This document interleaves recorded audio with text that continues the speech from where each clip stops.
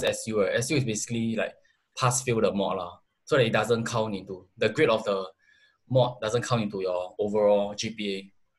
So for that mod, of course I'm scared I might get a low grade and affect my overall GPA. So I went to consult the professor, and I think after a while, the professor literally like chased me out lah. Okay, not really chased me out, but he told me like he need to go back to replying emails and my time is up lah. But that was when not all my questions are addressed yet. So I was just left hanging, and then the rest I just sort of like figure out by myself. Like just, I don't know. Yeah. So that's one thing that I experienced. Like they say professors and teaching assistants are there to help you, and it's true, they do help you, but their time is limited lah. And sometimes for the weaker students like myself, sometimes they just don't have the time to really go through in depth with you everything. Yeah. So that is something that I experienced. And another thing is I actually took on a data analytical mod conducted by NUS School of Business. And I took that course I took it as an unrestricted elective.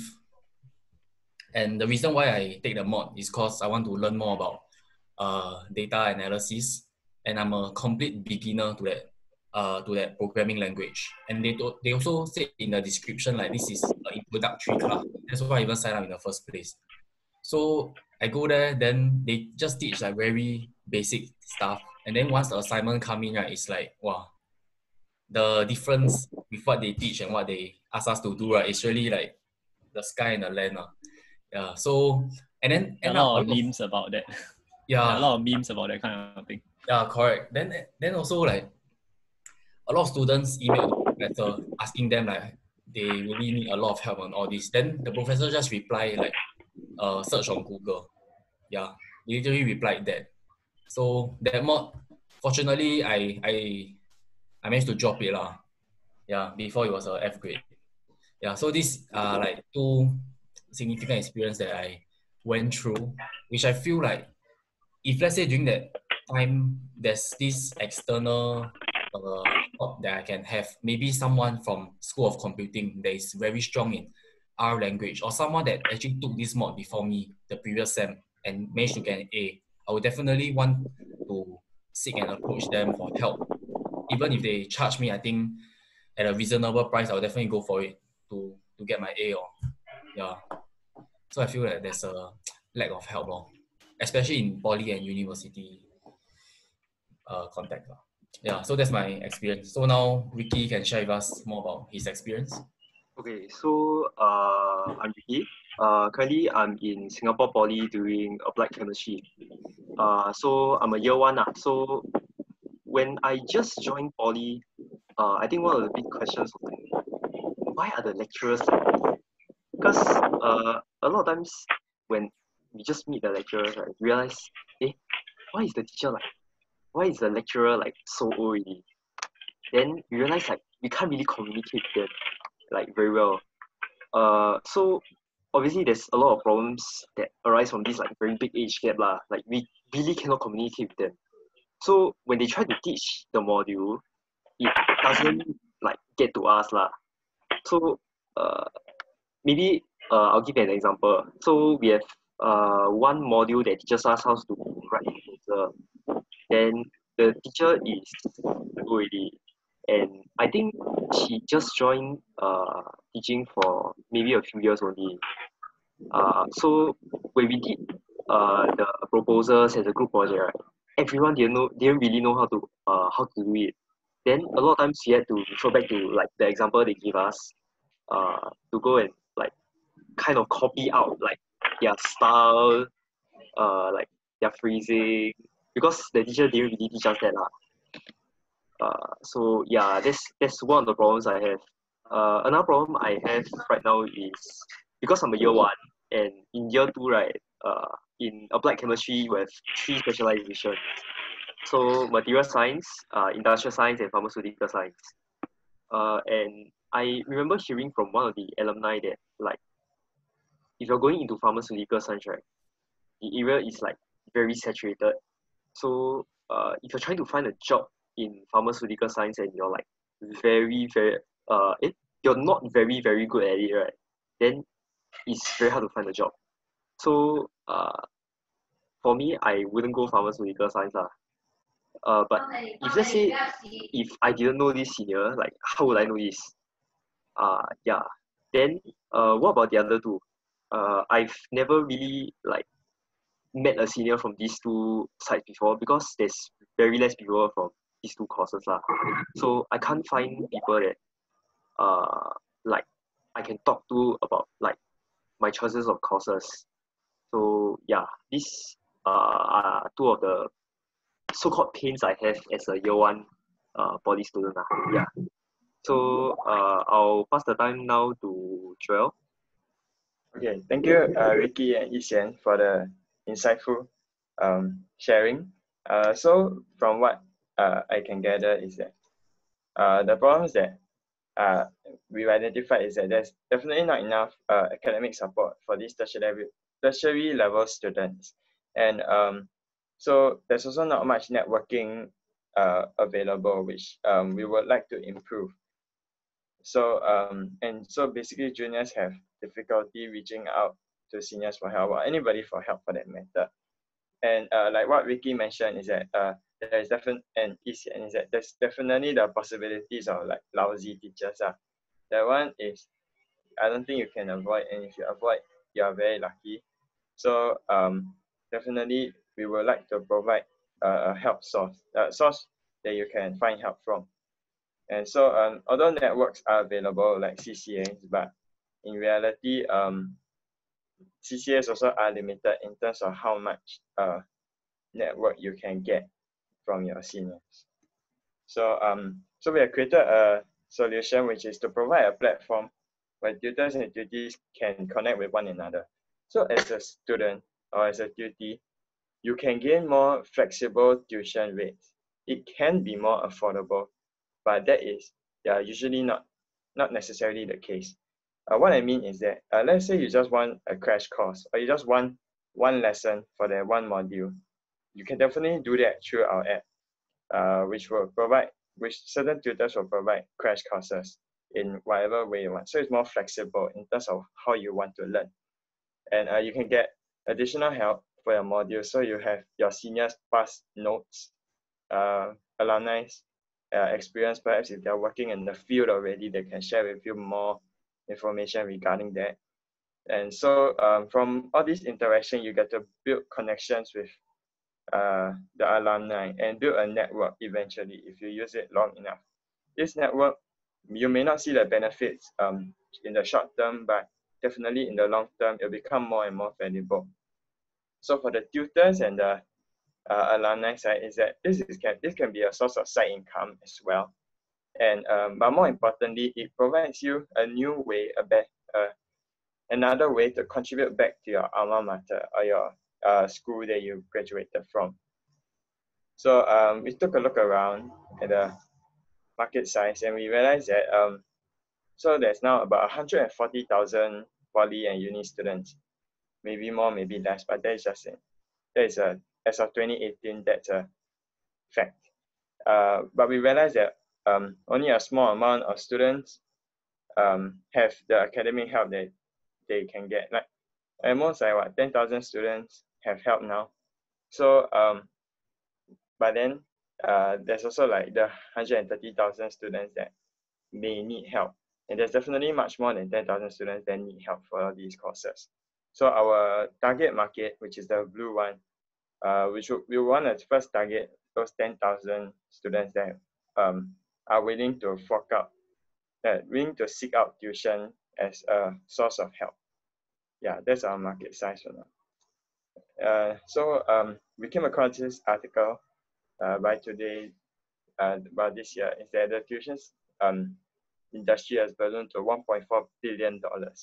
So what it means is that usually a bulk of this come from lower level education tiers like primary school, secondary school. So it means that usually students, when they're young, they have tuition. It's kind of like a habit.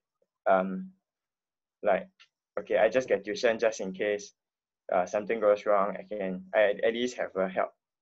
So it's a habit that follows through from primary to secondary school. But then you go to poly and uni, and then suddenly the help is not there, and it's a break from the cycle, which can be very disruptive. And that is not, that is not like must happen. So we don't think that this kind of issue should come up, and hence we wanted to make such a platform.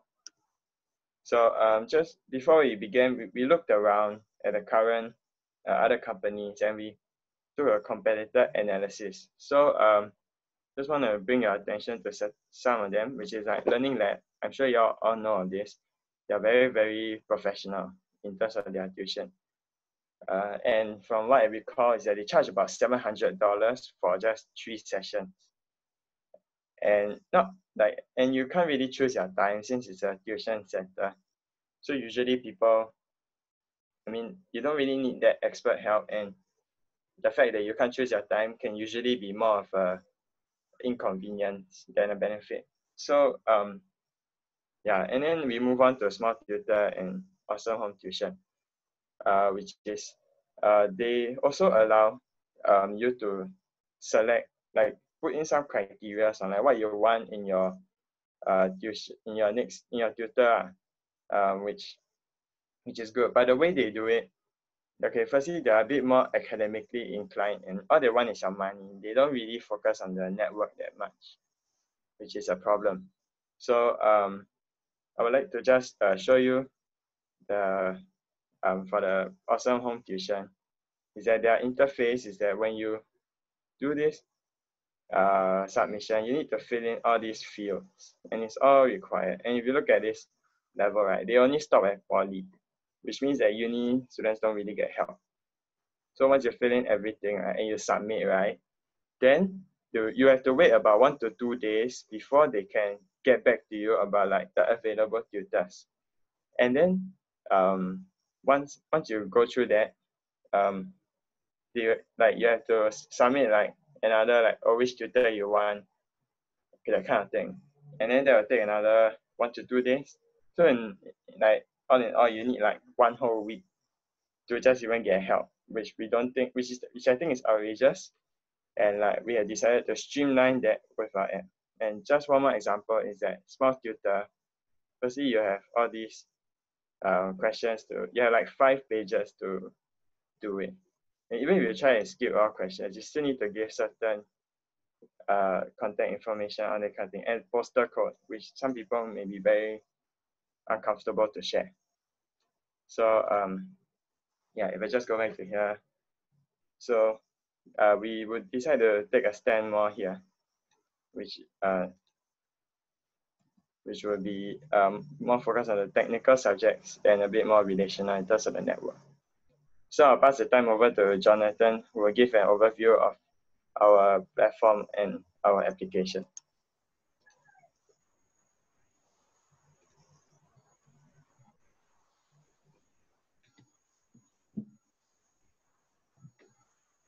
Yeah, hi guys, so I'm Jonathan. So over the course of this 1 month, all of us have no coding background.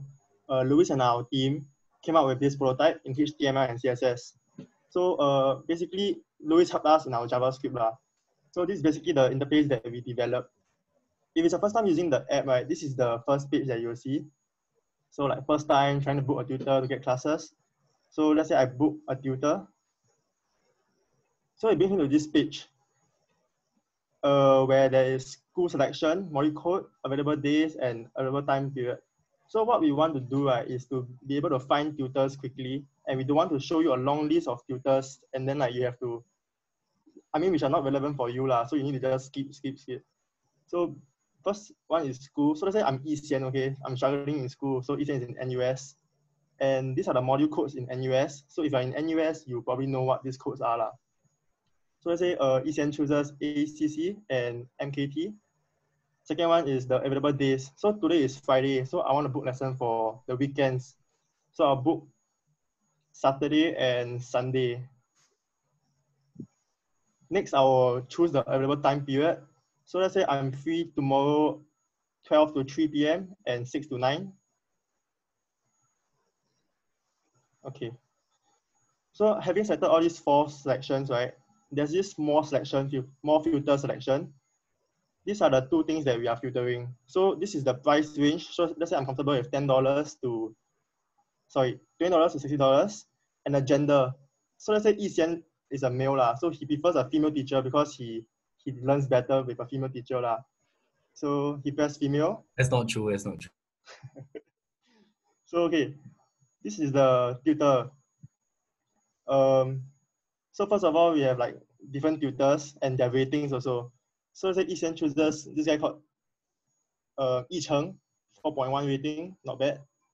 So this is the information that Yicheng has. He has a CAP of 4.7, his experience of 1 year, and about himself, modules that he teach, and group size. So group size means like if I prefer an individual one-to-one attention or more of a group tuition.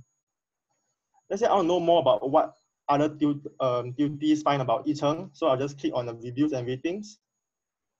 So it brings me to this page. Jason, Casey, Tommy says this thing about him lah. So you can actually read lah.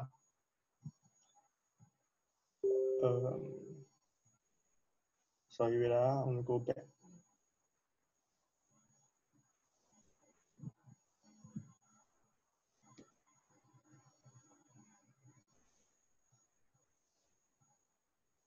Oops. So let's say, sorry, I just go back to where I came from.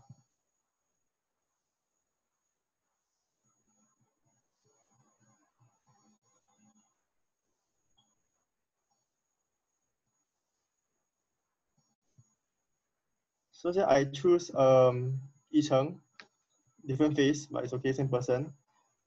Then instead of chatting with him, right, maybe I'll just go to book. I'll book him first. So this is the information that I need to fill in because I entered the app without registering. So now I need to register. So I'll just give you a brief lah. Jonathan, username, Jonathan, telephone number, birthday, school, email, password. So I register. So this is the final step. I chose 2 modules just now, so I need to finalize with 1 module. So let's say I choose 1 module, MKT first, then Saturday, 3 to 6 p.m., I confirm booking. This is the price. So the price, right, shows how much I'm going to pay per hour for Yicheng. So this thing will pop up that shows that your session is booked. So okay, thanks. Let's say I want to book another tutor. So I book another tutor, same thing, go to NUS, different module code, available days, Sunday, time. So yeah, next. I go to someone else. Let's say Rujia, and then group size and stuff. So book, same thing, book, confirm booking. So now this page, right, it shows me both of them, Yicheng and Rujia. So you'll notify me that I'll have lessons coming up soon. So that on the day itself, Saturday 3 p.m., I'll be late. So I need to tell Yicheng that I'll be late. So let's say I need to inform him. I'll just tap on him. Let's say this is Yicheng. I'll just say, hey, are you there?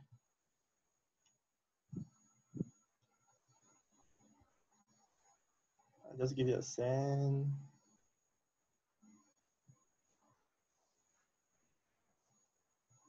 So upon sending, hey, are you there? He'll say, yeah, I'm wearing a black shirt. Can you see? Like this is the chatting system. So yeah, this is a very brief walkthrough on our prototype, but although this prototype may not be the best due to our time limitation and our lack of skill set here, but I hope that it's quite clear on how we show how TeachnReach would roughly be like. So now I'll pass my time over to Joel to continue with his presentation. Thanks, guys. Thanks, Jonathan, for that wonderful sharing. So as you can see, we have managed to streamline the whole process. So you can immediately look for who you want already, like even before you sign in, or like give all the information that you need, which is good. And like unlike the previous 2 like platforms that I showed you, right, it's like you don't know what you're jumping into because you don't know what tutors they have. Maybe the tutors they have there are very lousy and you wouldn't know So by the time they show you and then you're not happy, you already waste a lot of time. So that's why we created this more simple platform, I'd say. Yeah. So just to take a look at our Your major rejection level.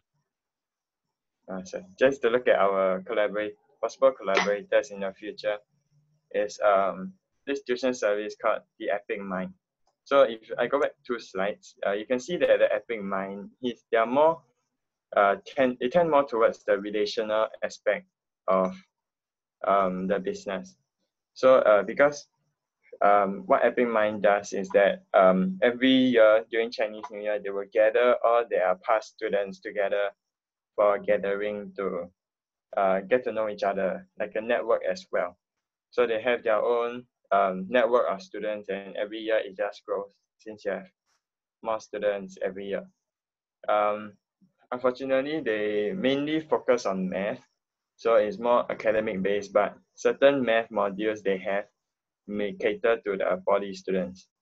So that's why it's not exactly all the way at the corner here. So as you can see at the bottom section, only TeachnReach is taking it, which is where we are targeting this underserved market that is available, but nobody's tapping on. Another possible collaborator will be a similar business called Expertise. Expertise is like a site where you can also look for modules and lessons to learn. But instead of being more academically inclined, they are more skills inclined. So if you want to upskill yourself, learn programming, coding, marketing, how to run a business, you can go check out this company Expertise where they do these such services. So in the future, if we decide to collaborate with them, we can expand our market since it's not just limited to academics anymore when we start collaborating with them. And given that Singapore is pushing for skills future where people should upskill themselves, this will become more and more attractive as it progresses. So the last possible collaborator will be alumni associations. So similar to what I mentioned about the network is that these networks should be supported or will most likely be supported by alumni associations because it also helps the school when the students keep coming back, keep contributing to the school, and the students also actively do so. So they could be our possible collaborators. Yeah. So to end it all off, I would like to encourage all of you to join us today and perhaps be our first few customers as a tutee or as a tutor. I mean, if you are a student or tutee, we can help you. This platform can help you get the A and get the 4.0 GPA that you so desperately want. And we can help you push through all your modules. And if you are a tutor and you want to give back to your school or maybe earn a side income as a chance, you do join us as a tutor. Yeah. So with that, it comes to the end of our presentation. Thank you.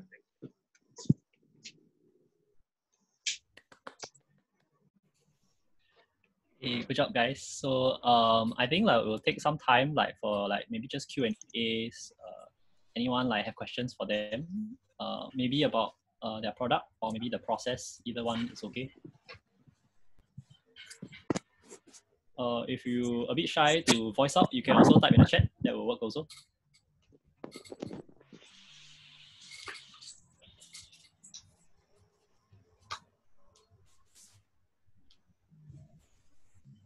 Hey, Gia here. Yes. Okay, cool. Thank you guys for your presentation. I know it's not feedback time, but yeah, thank you. I felt it was really well put together. You really narrated your whole story. I love your role playing right at the start, where it's you made the problem seem very real because these are all what you guys experience in real life. Yeah, so I have a question. As you walking through the features that you have, right? And I know it's done within 1 month, and it's really a good job. Like, like yeah, with no background at all. I just wanted to stir up your thinking. How did you guys end up choosing what is in your what we call the MVP, which is the minimal viable product. Yeah, if you don't know what that means, it's a product that the least you could do, the minimum amount of features that you could put into a product, put it on the market, and sort of test that there's an appetite or value out in the market. Yeah, so I'm curious, how did you guys decided on what the features were to build? And I have a second question, but maybe you can answer this first. Anyone? Jonathan, Joel, or Ishan? Okay, I think I'll just I think I'll just start a bit. So essentially when we started this, since like what Jonathan said, none of us have any coding background. So we just started with mainly the design. And the design, we just wanted to look around, you know, and then gain some inspiration from our current apps like WhatsApp, Instagram, and small tutor. So we learn from like what's good, what's bad, and we decide to just piece together something that's viable. So we had a prototype where there was no coding at all. I think Louis might show that later. Where it was very simple, but similar to what the prototype was, is that we got the features nailed down first before we started like programming and then getting the minimal viable product. Yeah. So how did you decide that these were your minimum viable product? How do you know that people would use this?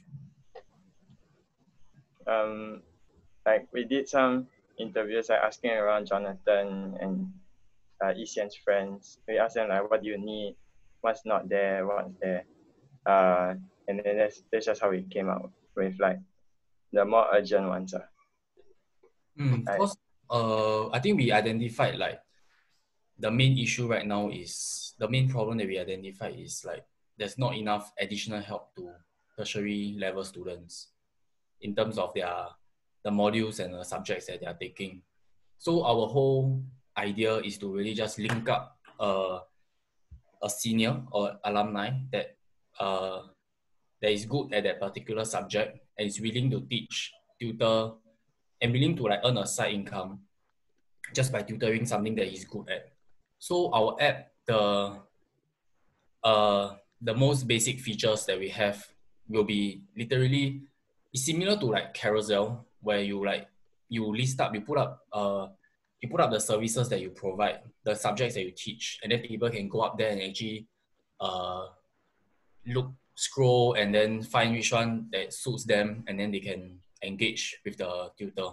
Yeah, some other stuff like setting page, all this we didn't really include inside the app because that's not the main focus of the app at this point in time. Yeah, I hope that answers the question. Yeah, that's cool. Yeah, so remember you guys used this axis. Yeah, I guess my personal work, I do find the axis quite a very useful tool. Yeah, so it's really up to you to decide what those criteria are. And you might have, you know, like, I don't know, 10 to 15 features that you guys can brainstorm about. Using that prioritization matrix would be very helpful to, really decide which are the most important ones, or least effort but high impact. Yeah. Then you mentioned about Carousel, right? So kind of lead me to my second question. How might you handle bad actors in your system? So explain what you mean by bad actors. Bad actors, like for example, Carousel, right? Yes. There might be people who are scammers, you know, don't really sell the real product. There could be people who kind of like play or game the system in terms of payment, having fraud over there. So maybe for this case, how do you ensure the legitimacy of your tutors? You know, are they who they say they are? And how do you help the users find a fit with this stranger they've never met before? I think to counter this problem, you can actually verify the tutors. So before signing up as a tutor, you need to verify certain things like your phone number, your address, probably things that are personal to you that you won't actually go against it. An address. Address. Yeah. So you need to have some verification to hold them liable for the things that they do, I guess. Yeah. Another way will be the reviews, or like the reviews will actually make it seem like the tutor is credible.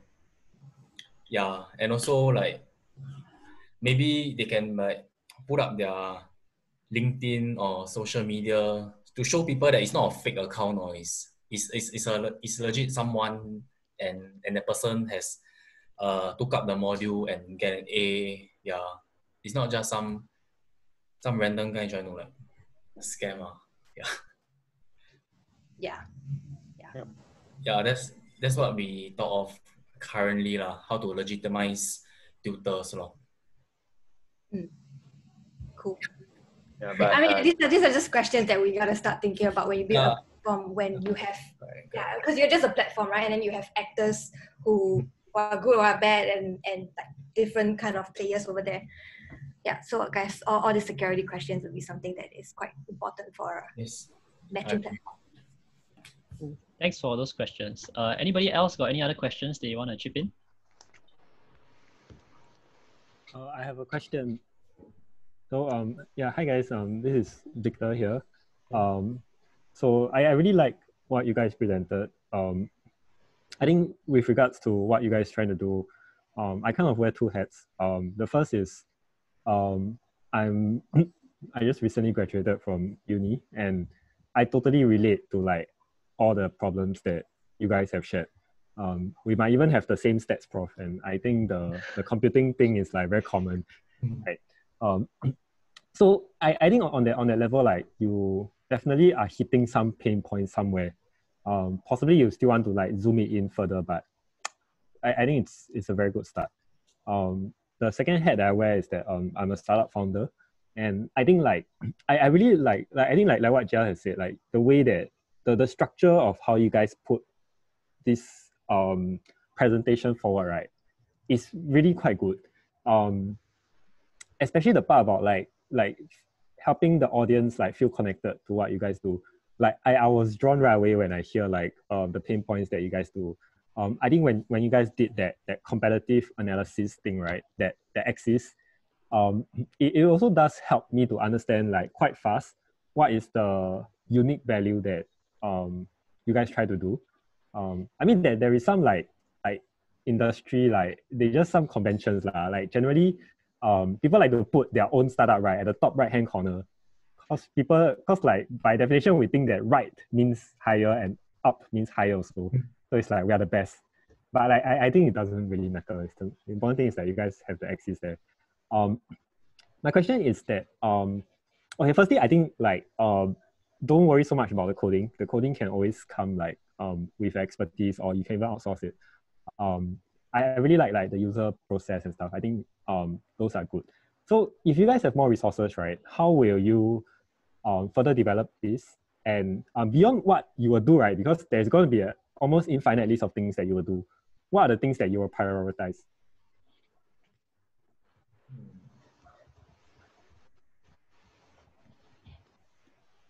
By the way, this is a very standard question that investors will always ask the startup founders, because investor give you money, right? Then what are you going to do with the money? So standard question.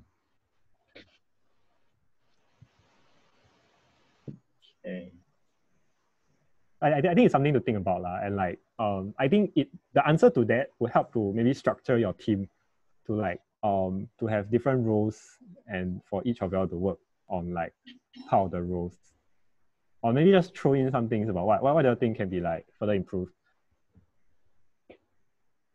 Okay. I guess apart from the app that needs to improve, perhaps more marketing also. More promotions of the app. We need to get users on board. That's the main priority, I guess. So the more users we have, then the more tutors should come also. Yes, and I guess then from there we can look to the collaborators to collaborate and grow our business, which I mentioned just now. Yeah, that will be next, I guess.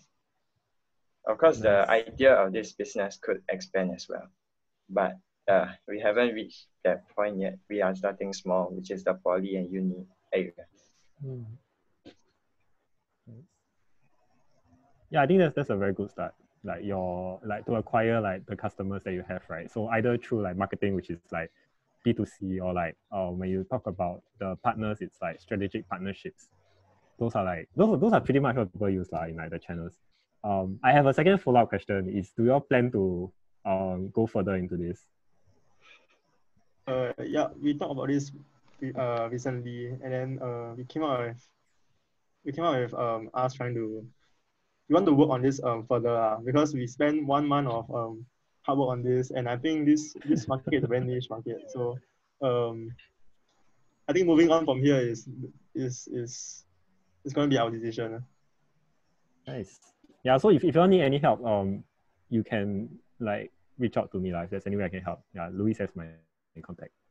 Thank you. Okay. Thanks. Thank you. So this is what I'm going to do right now. I'm going to break us up into different rooms. So basically, I'll have like 2 of us. So before we move on, right, I want to say hi to Terrence. Terrence is here. So managed to escape from army and like join us here today. Terrence, you want to like show your face, wave a bit? Yo. Yeah, I guess. So this is what I'm going to do. Okay, I'm going to break you guys up into different rooms so that you get to speak to some of the students and all that kind of stuff. That way it's a little bit more, you can ask them more specific questions. And you can also ask about like their journey and experience beyond just the product. Because I think what's most valuable here is not so much the product itself, but like the journey that they've been on, how they managed to do all this within like 1 month. Okay, so it's in that smaller... parents. Yeah, you managed to run from army, is it? Yeah. So sorry for being late. So I'll break you guys up into rooms. Then in that smaller group setting, each of you should have about 8 people in your room. It's a lot easier to talk that way. Out of the 8, probably 2 of them will be some of the students. The other 2, another 1 or 2 might be people who might know Praxium and all that. So feel free to just have that conversation going. I'm going to open up that room and I will close that after about 20 minutes. Yeah, so around 8:30 I'll close that, then we'll come back to a big group. Yeah, so if you see that button, you can just...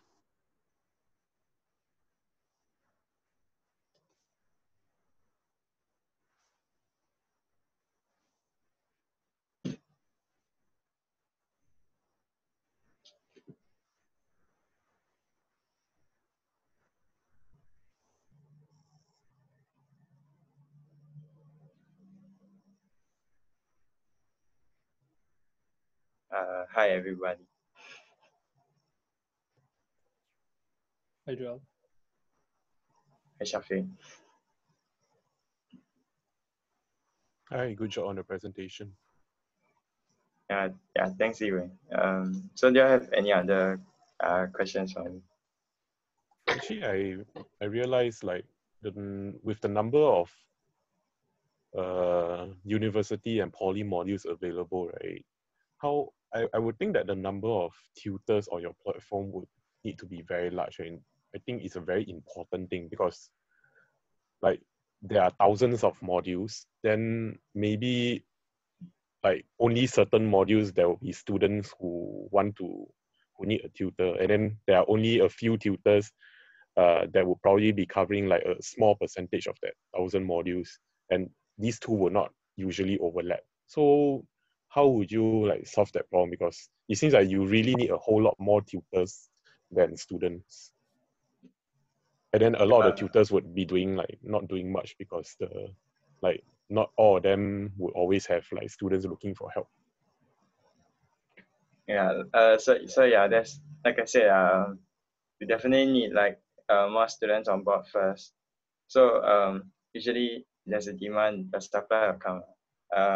Although that's not definitely a guarantee, but within, if I'm, correct me if I'm wrong, but for poly, uni, usually there'll be definitely certain courses that overlap. Yeah, so yes, there'll be more tutors that target the overlapping one because I get more students.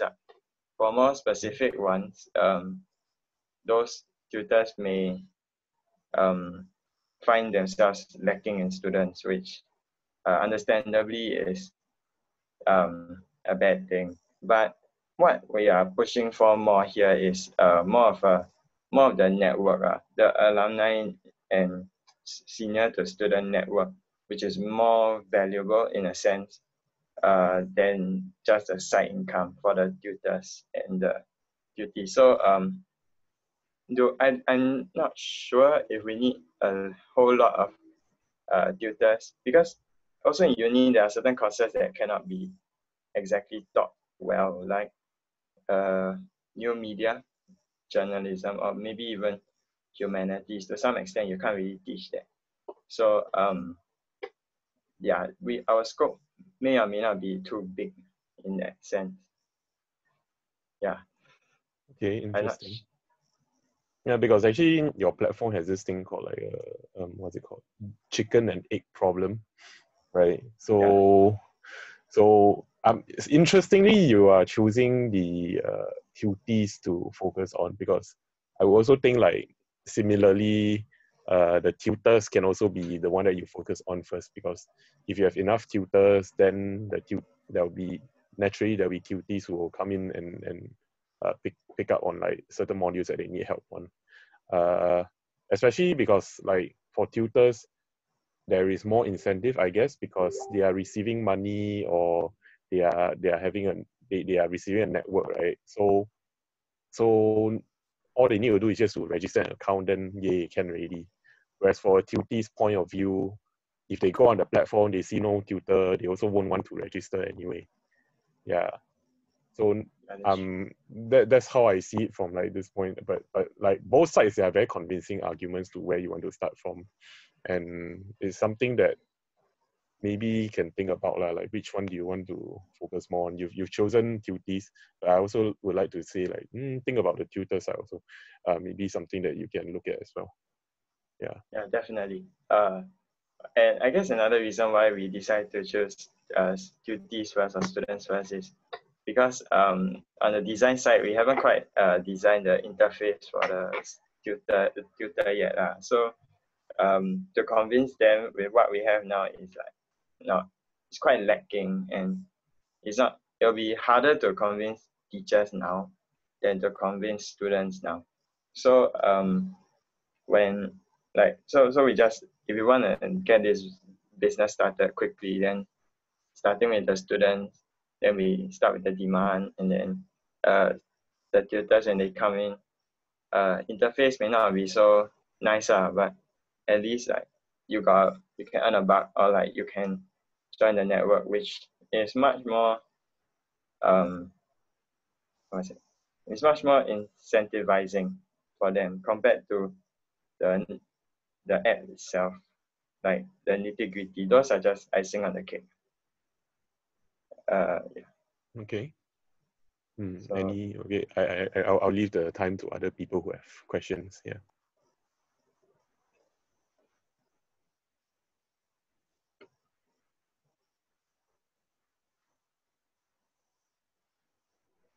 Wow, nobody. Okay, I can ask. Yeah. So Joel, which part of the project did you work on, like specifically? Okay, so I worked mainly on the design side of things. Yeah, I didn't choose the code, but yeah, and I guess, okay, I think I can share screen with you guys. Yeah, so this is what we started with. This is what we ended with. All these designs, which may or may not be nicer, but I guess the app is in some ways better than this. In many ways better than this. But everything can be improved. So this is what I've worked on together with Terrence and Yixian. Yeah, the design side. So we design the chats. Yeah, the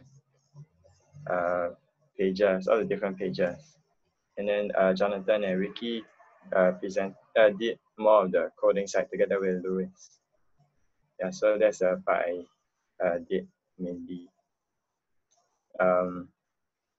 Yeah.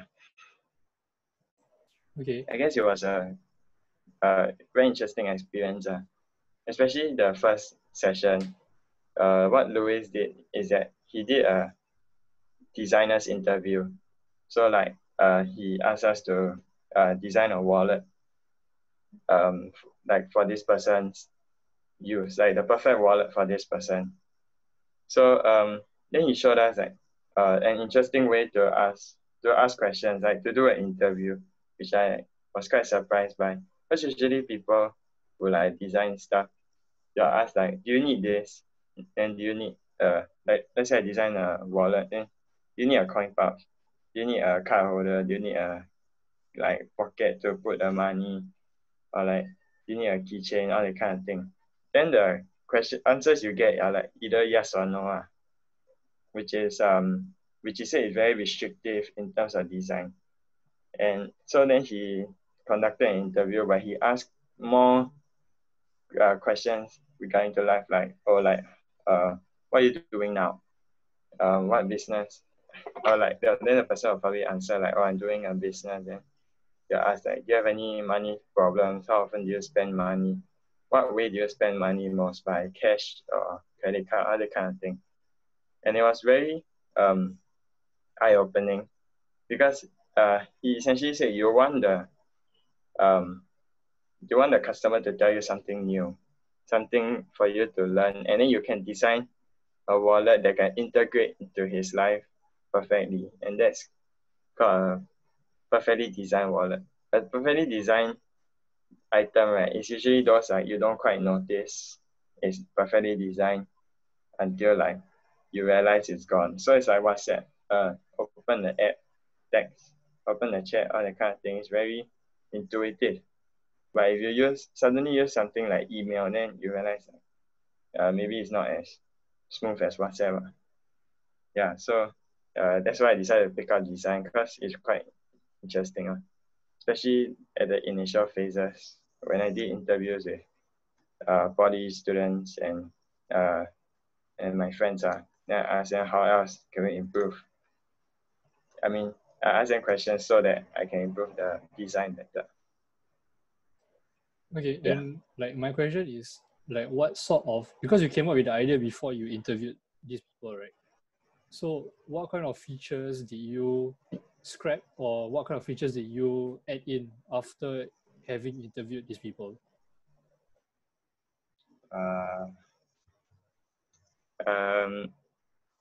Okay, I guess to answer the question, I have to share screen again. Essentially for the filter page, like that's like kind of the pinnacle of the app.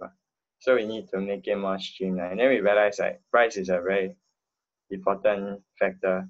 Like if you think that parents will pay, it's usually not that much of the case, especially for these students. They want to take ownership. So we definitely want to set this like price range here to allow them more flexibility and gender as well. I also realized that. And certain features to scrap. Let's see.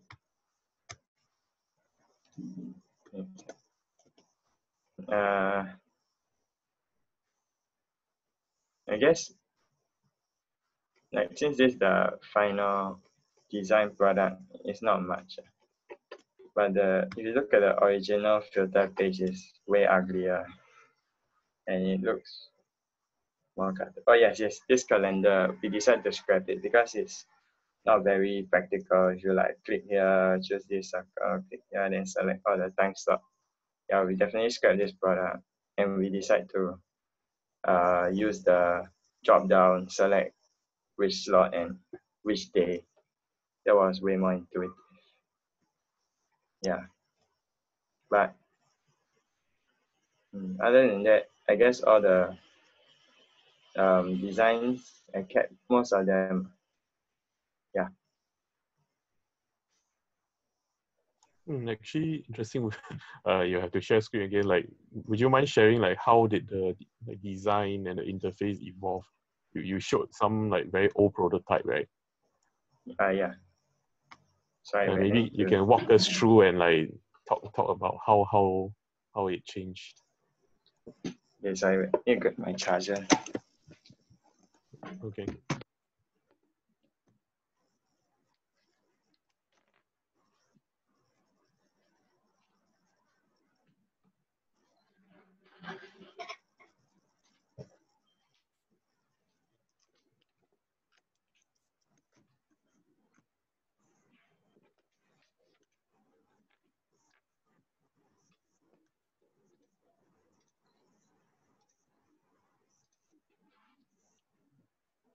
Sorry. Okay, so yeah, let me share screen again.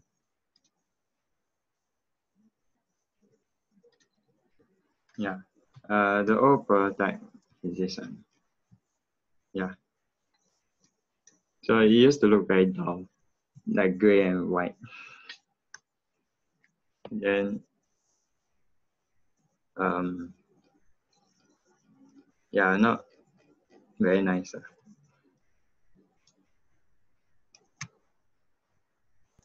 So what changed between that one and what you currently have now? The colors, of course. The filter page is made simpler, and the buttons are neater. It's more consistent, and the whole interface is cleaner, I guess.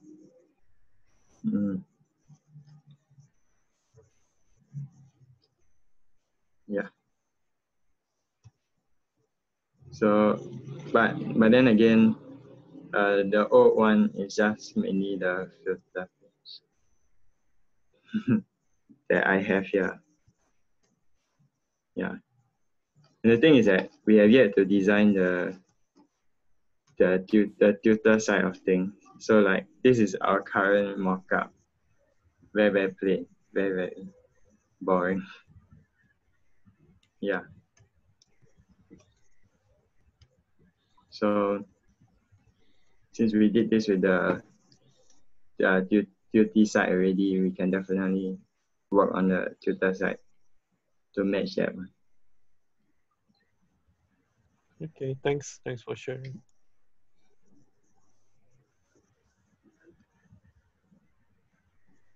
You also had a website which you all never really showed. Yeah, because it's not very nice, but I can show it now. Let me. Yeah, so this is the website. Not very nice. It's okay. It's a good start. Yeah.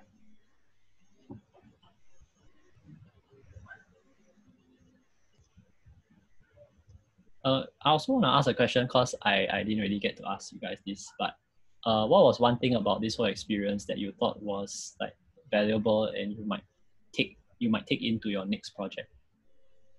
Yeah, in JC, right? So you got like project work. Oh yeah. Oh yeah.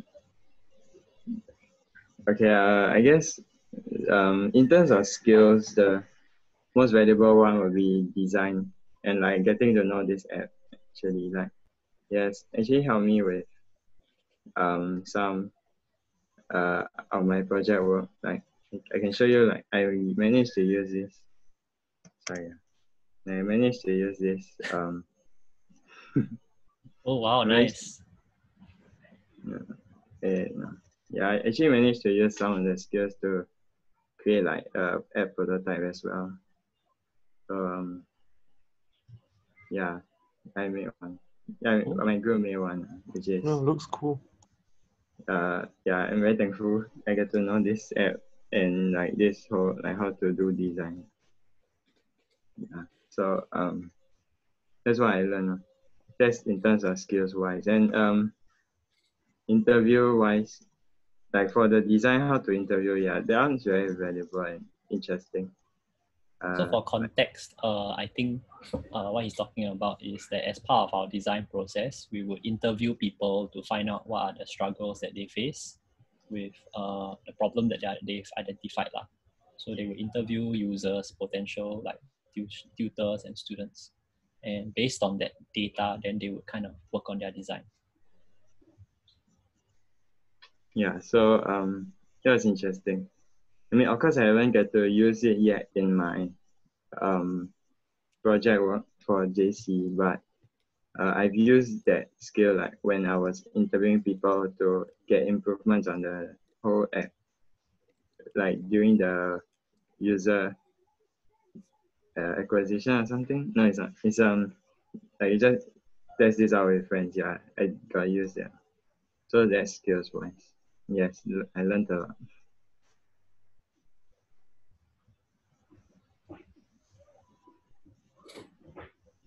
The breakout room will close. Yeah, I got 50 seconds. Anyone got last minute questions, I guess, that can be answered in 30 seconds?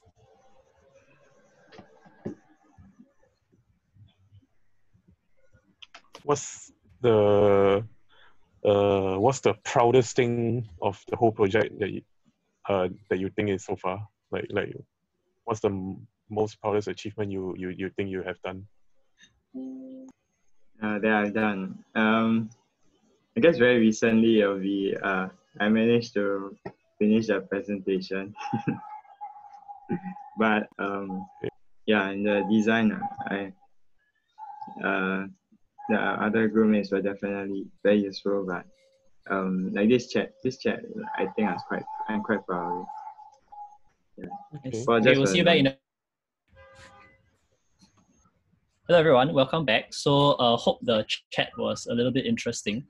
I know some of the questions that were asked was pretty good. What was your proudest moment in the process? What do you learn and that kind of stuff. So thanks for like kind of contributing that for the students, asking those questions, because that's also part of the learning for them.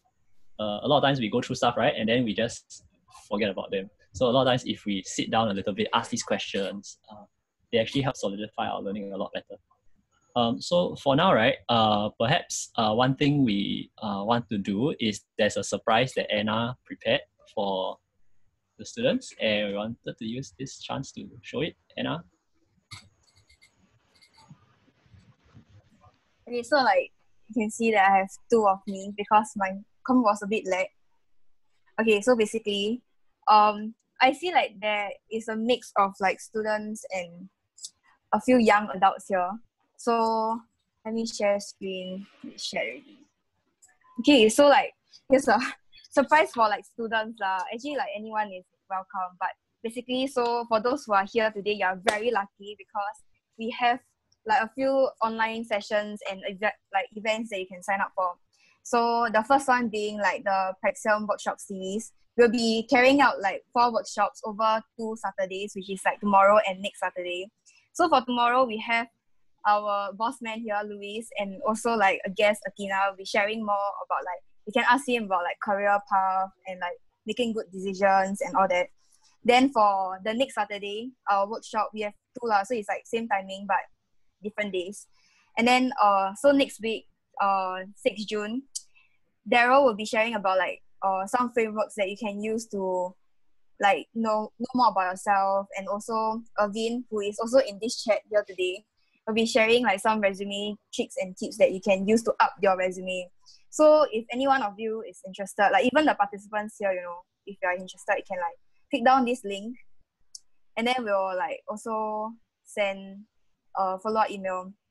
So yeah, bit.ly.praxworkshop series. So the next one, right, is actually this like mentorship program. This is our first one in 2020, and like in this, if any one of you is interested, you can like, you just need to do 3 steps. Anna, sorry. Can you press command full stop just to hide the side panel? She OCD. Yes, I just want Control full stop. I did that. Command full stop. Control, she on Windows. Yeah, like I did already. Oh, Hold, do I need a hold? Hold? As in, Never mind lah. We move on. Oh, It's okay, okay. we move on. So basically, right, to sign up, you just need to like sign up the Google form that will be launching tomorrow. So one good thing that you're here today with us is because we will be officially like launching this tomorrow, but because you're here, we're sharing like this sneak peek with you. So yeah, you just need to like indicate your industries that you're interested in a form that will be submitting, like as in like publishing on our Praxim IG account. And then like together with a personal statement via 800-word essay or like a video essay if you prefer that way, together with your CV. So for those of you who are stuck to like don't know how to write your CV, right, remember we have this resume tricks and tips like workshop which you can join, and we will be sharing some templates that you can use to send your resume to us. So why do you even want to join this like this mentorship program, right? So essentially like we want to use this chance to help you like young people and like students to have a deeper understanding of the industries that you're interested in, and also like really understand what is it like working in the industry. So let's say if you're interested in like engineering, then like we will be tapping on our network of mentors like from the engineering field to like link you up and see if like this is something that you really want to pursue as a career. And then if you don't know like what career to go for, it's okay also, because like this mentorship program, right, will be like giving you some like guidance on your personal development to have more self-awareness of like why do you like your passion and all that. So we'll like review the application and then get back to you again. So meanwhile, if you guys are interested, you can like sign up here, or you can wait for the official post tomorrow on Praxim's Instagram account, like at praxim.sg. And then if you have any questions, okay, wait, this is like a lot of technical stuff. Okay, so if you have any questions, you can like send your email to Nabila, and then the deadline for the submission will end on 8 June, Monday. So wait, let me give you like the links again. Oh my god, this thing. I put in the Zoom. chat already. Oh, okay, nice. Yeah. I got a question. 800 word is maximum or minimum? Minimum. Okay. Actually, around Can. 800 can already. Like, you know, just need to write like about yourself. If like it's clear enough, can. Yeah. And I shall pass the time back to Luis. Hey, I thought you got something else you want to show? Huh? I thought you should show Okay, wait. Then I need to prepare. Okay, wait. Okay, just give me like 10 seconds.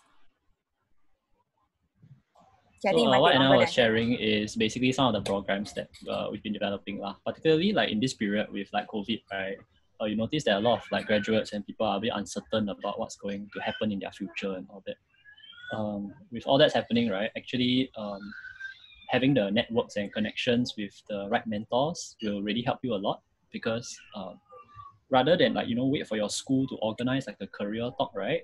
Through like our channels, you pretty much like have a career talk every single day if you want. Just message the person and then you get some response and feedback already.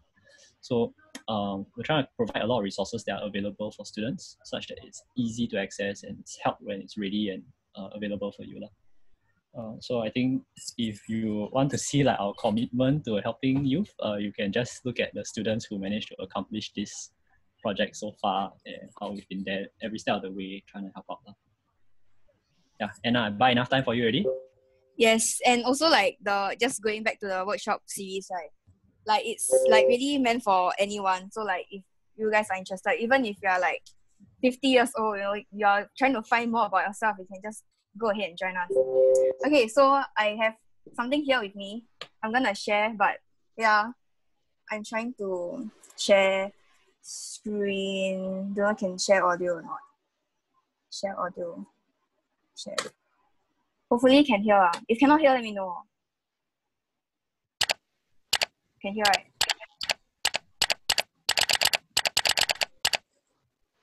So loud. I'm recording this right after one of our 11 p.m. sessions. Hey everyone, Shafiq here. Hi, TeachnReach. Hi guys, this is Daryl from Praxim.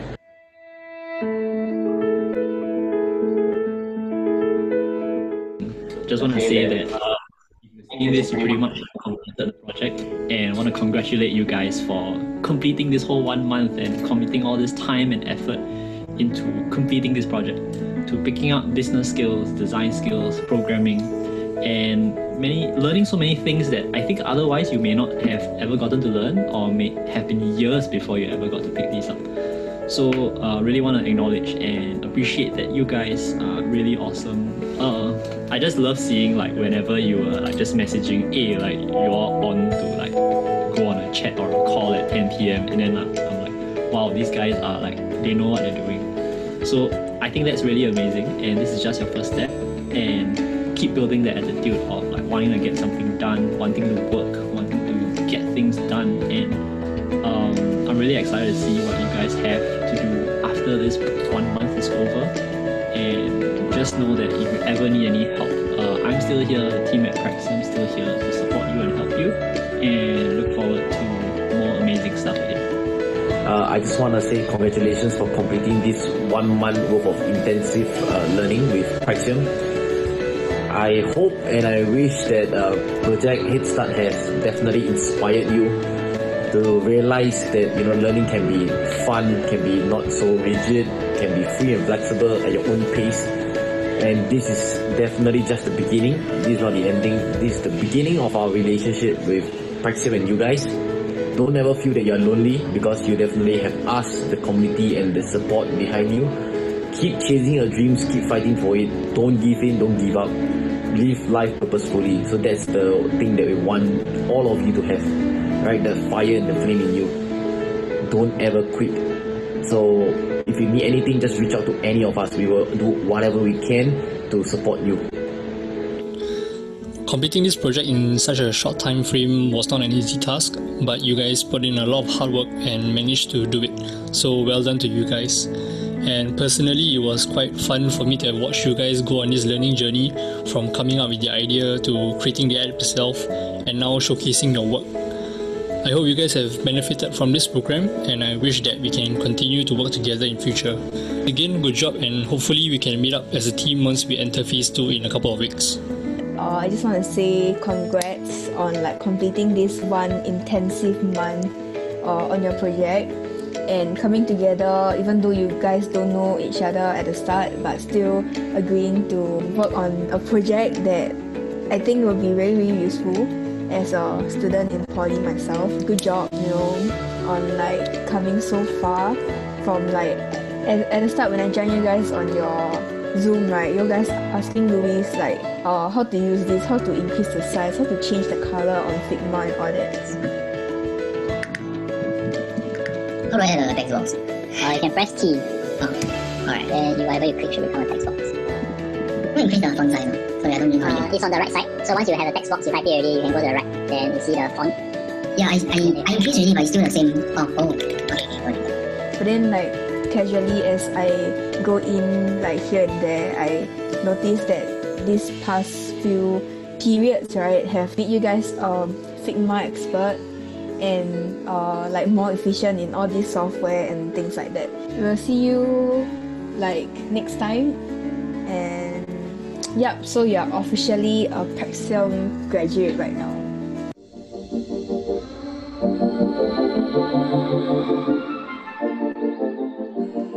Oh, your music damn atas eh. The ending. That's the outro for Praxium's video. Nice. Okay. Anyway. Did anyone cry? I did. Yeah. Yeah. In any case, this was our our effort to just appreciate the work that you guys have did. It's really quite impressive lah. So I'm quite a hard person to impress, because every time I see something, right, and Victor will know, because I also work with him to train students. Every time I see students and their work, and I always I wish it can be better. But I mean, you guys' work, it was amazing, because I could really see that this is really amazing for the amount of time that you put in. So really want to acknowledge you guys for doing that. So congrats for finishing. And yeah, so a round of applause. Yeah, press the button also can.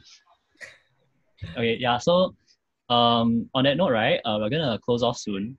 I wanted to also invite you guys, right? Because Headstart, we're going to be continuing to run this program for more students. So if you yourself are interested, or you know friends who are interested to join in this journey, please feel free to like follow us and keep in touch.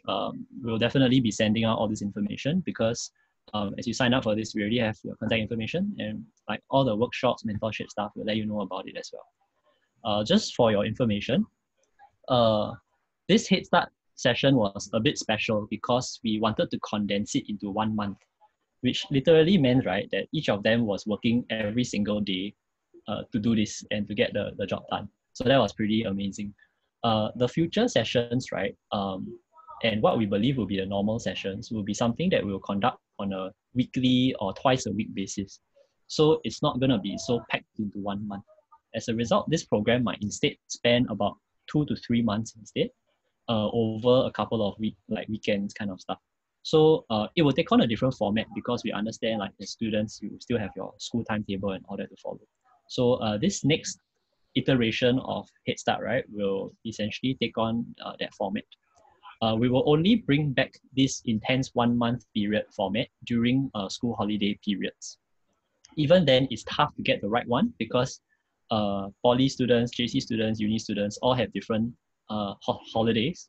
So this particular instance that our team has managed to do is quite a rare one, but I predict like every year we might be able to do it once or twice. But we also want to offer this opportunity to do this in a more extended, more the pace won't be so intense format lah. So that's just something that I wanted to share with you guys. We don't have sign up details yet, but they will be out shortly, especially after we start to consolidate all the work that they've done, pack it into like a good kind of one pager to kind of help you better understand what you're signing up for lah. So that's about it. Again, thank you all for coming by to really support the students. We really appreciate that. And for us as an organization, we really believe in paying it forward. So for like all these, a lot of the folks who are joining us today, like as guests to watch, we've helped them out, they've helped us out in some way, and it's just a community effort, and we just want to keep building and helping each other out. So the same for these students. I'm very confident that the next time we run this, they'll be able to be there to support and help, share some of their experience, or maybe just draw connections for you guys. And that's the kind of community that we are really trying to build now. So, I mean, if you don't like me, you like Anna more, then, I mean, we're a community, so you don't have to just look at me, right? You can also look for other people within the community because the goal really is to connect people because that's how we expand our impact, expand our reach, expand our resources available to us. So that's about it. The session will officially be closed now, but feel free to stay back after this. We will still have like casual chit chats. If you're old enough to drink or have drinks around you, maybe you can just chill after the session, like after party kind of thing. Yeah. So otherwise, thank you all very much for coming. I'm just gonna do this thing which I generally never do before. So there's this feature where I can poll.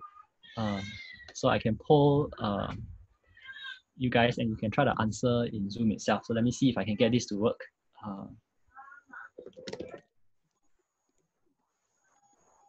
Yeah.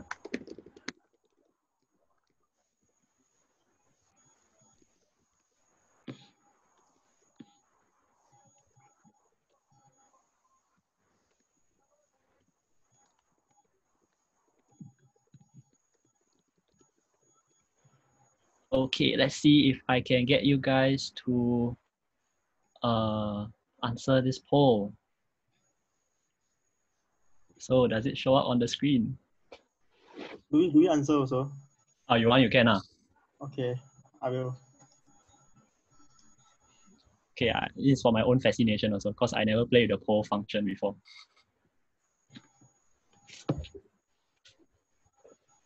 Okay, otherwise with that little feedback, thank you very much for joining us. Feel free to make a move if you have something else to get to. Have a good night, everyone. Bye guys, good night. Bye guys, thank you. Thank you. See you. Bye. But if you do want to hang around, you can lah.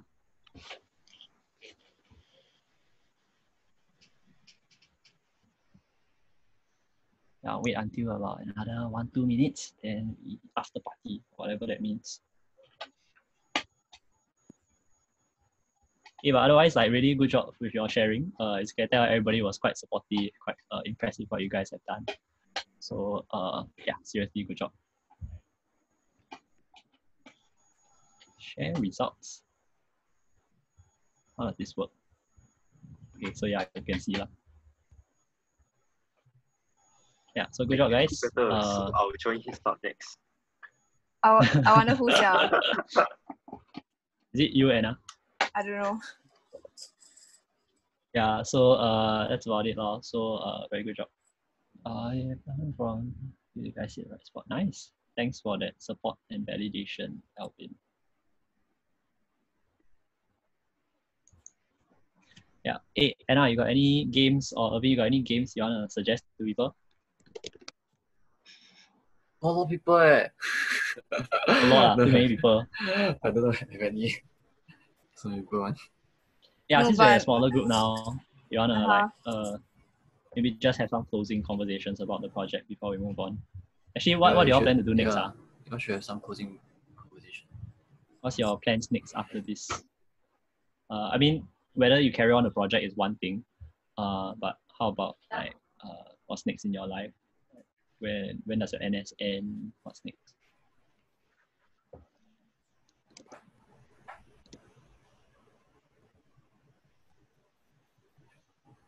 I mean, not gonna lie. If we do decide to continue, I'm not sure if I can contribute as much because of JC and like my school starts next week. So, but if I do continue, then I guess I'll start on designing the tutor side of things because you haven't started on the tutor side yet. Yeah.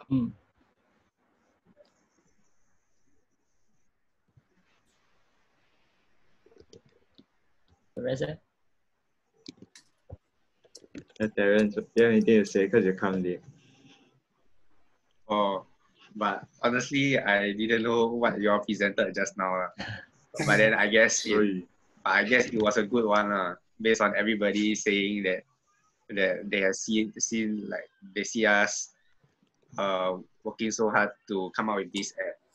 I can see that everybody appreciate it, and at the same time, like I feel that it's very fun working with you guys, because like this really like this 1 month we really meet each other almost like every day, seeing like each other face every day, and really grind out, especially towards these last few days. Although I'm quite busy like for these past few nights and I don't really get to join the meeting with you guys, but I feel that overall as a team we really work very hard for this app.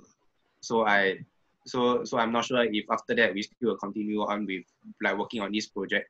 But then overall I feel that this idea of this project is very it's very good, and I can see a market for it also. Yeah.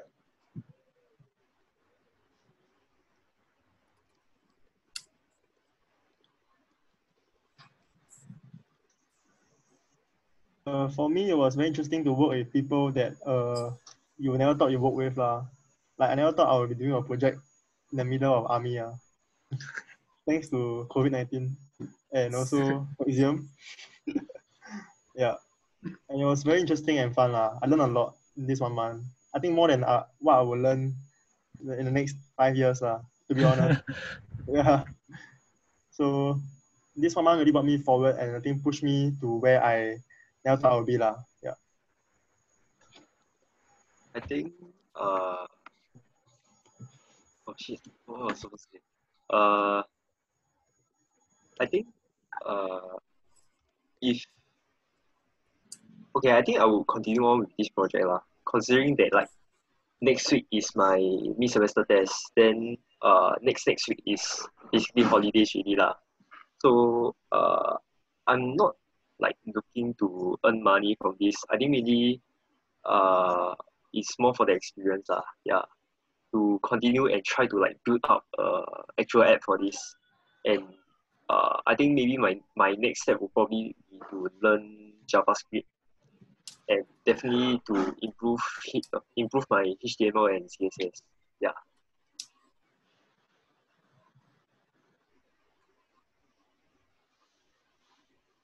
Sorry, I eating.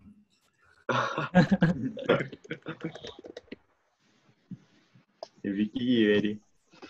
Y'all carry on. I just listen. Sorry. Yeah. So Luis. Actually, I'm quite curious, like how you all like as an organization like Praxium, right? How you all earn money and stuff. Oh, good question. If you all pay us more, then we earn more money, oh. Okay, but practically speaking, as a business, like our main revenue stream has been always to run programs at schools. So we will run programs at schools, and that we run approximately 10 to 20 school programs a year, depending on like the season and like, how well things are going.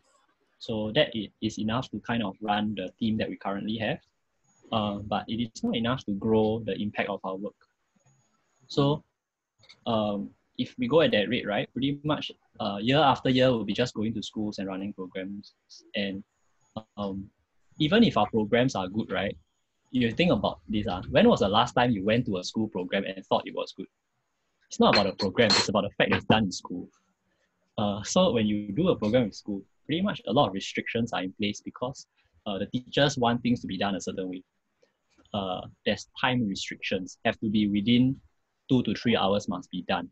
So honestly, right, how much impact can you actually make in 2 to 3 hours on a single day when none of the students want to be there? So those were some of the reasons why, although we do make some revenue and money from running programs at schools, we don't want to just keep doing that because it doesn't have a long-term impact, which is why we wanted to do more programs like Headstart and all that. We've already done like different types of versions of Headstart before. So we've always done it as a free context because we're earning enough money through schoolwork. So what we will do is some students will step forward and be interested. Like the example we share, like Dodi, for example. There's another one, Aisha. There's another one, named Chunho, and all that. So these are all the other students who like kind of during our engagements, right? They step forward and say, "Hey, we are interested to do a bit more, want to grow a bit more."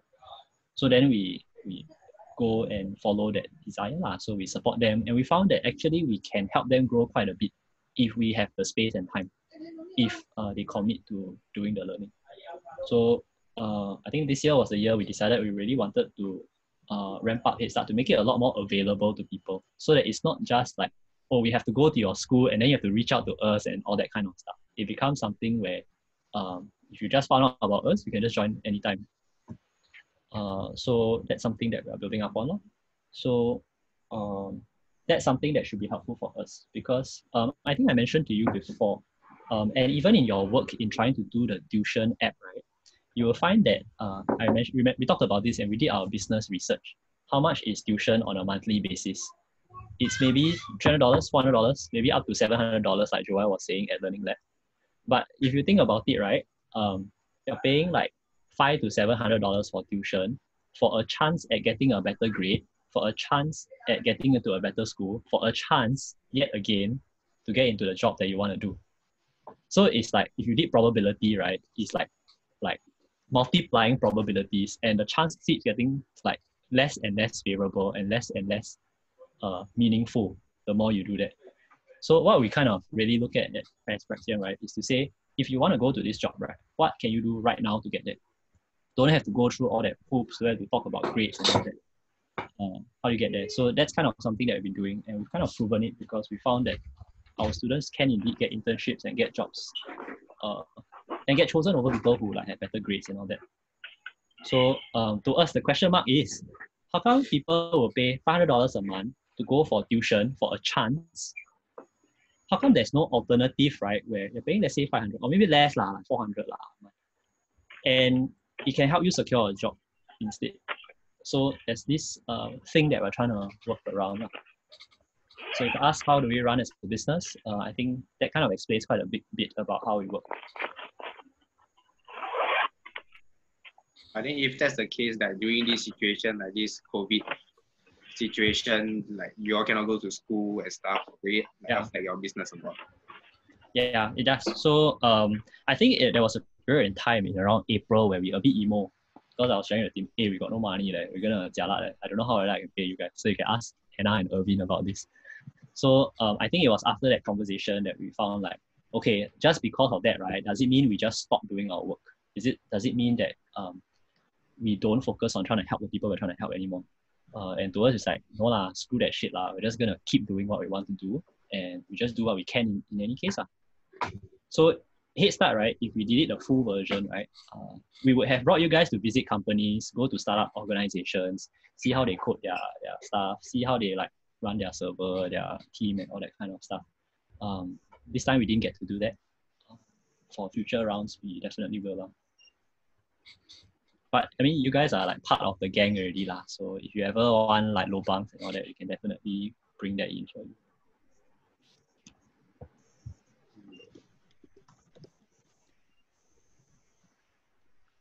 Yeah, but thanks for the question. I didn't get to talk too much about like our own work. Yeah, because I'm just curious about how Praxium work. Yeah, no, Praxium came to my school also. Yeah, that's where I first met Joel.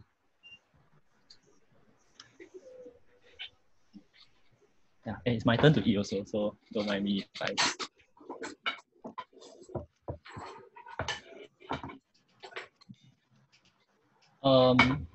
I thought it would be nice also if you guys like could take this chance, right? I mean, it might be a bit awkward, but it's even more awkward outside of this setting to like maybe show some appreciation for like each other and the effort that you guys have put in for each other, because I think it's quite outstanding. And I think appreciation should be shown. It shouldn't go unseen. Is Jonathan still here? Yeah, he's there. Oh, yes. Thanks, Jonathan. You basically carried me for the code, man. No lah. I didn't. Oh my god. I didn't. Thanks, I was trying even Jonathan was telling us like Louis is still carrying the code. No, it's Louis, not us. Oh yeah.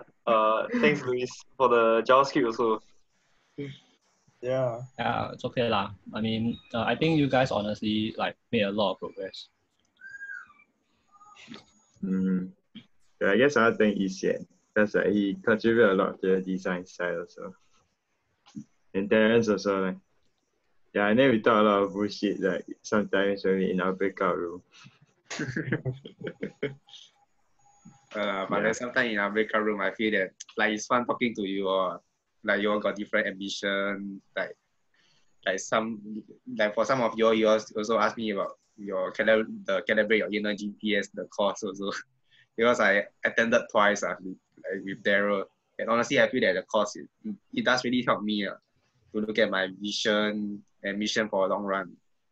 So I feel that it's a really good course to really go and try it out, to know more about yourself also. Yeah. But I'm not sure whether if you all got like any of the Praxium member here, which are close to Daryl, you all attended it also. Your breakout room seems quite fun. My breakout room is quite stressful. Shameless advertisement. They put in a lot of time and effort. So thanks to Jonathan and Ricky. Yeah. Yes. You just should try also. Try to learn coding like out of nowhere, just learn coding. I think it's quite fun. Yeah. Just give it a try. I think it's quite scary and fun. Yeah, I could learn a bit in NUS, like introductory. It's not easy but it's interesting Yeah, it's interesting. Yeah, so I mean, as an organization, like I think we're not like advocating that you be entrepreneurs or that you be programmers and all that. It's really just exposing you guys, and if you find it interesting, then do more of it and that's good enough. The other thing is also just because you do programming doesn't mean you're a programmer. So I'm more of a designer than I am a programmer, but the programming skill set still comes in helpful. I can tell you that like professional software developers will see my code and think it's quite shit But at least it works, and that's my goal, to get something that works and you can see what I'm trying to get you to do. So it can be helpful even if you go into business and all that.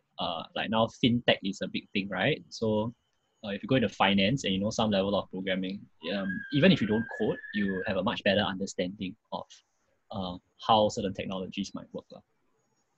So it never hurts to learn. And I'm not saying that you must choose one and then go super deep in it. At some point, you should find that one thing you want to go deep in, or a few things. But it never hurts to pick up small bits here and there. So at some point later on, like when you go into your school projects, like Ricky, Jonathan, Joel, Isian already in uni already, Terrence also. So if you guys go into uni, right, and then you got all those group projects, after having this experience, you go into your projects, it will be pretty much like you can tank everything.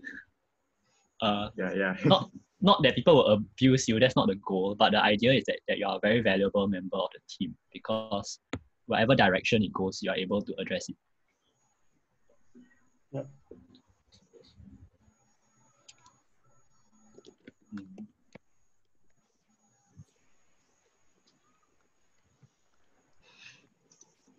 Can I know what does Anna do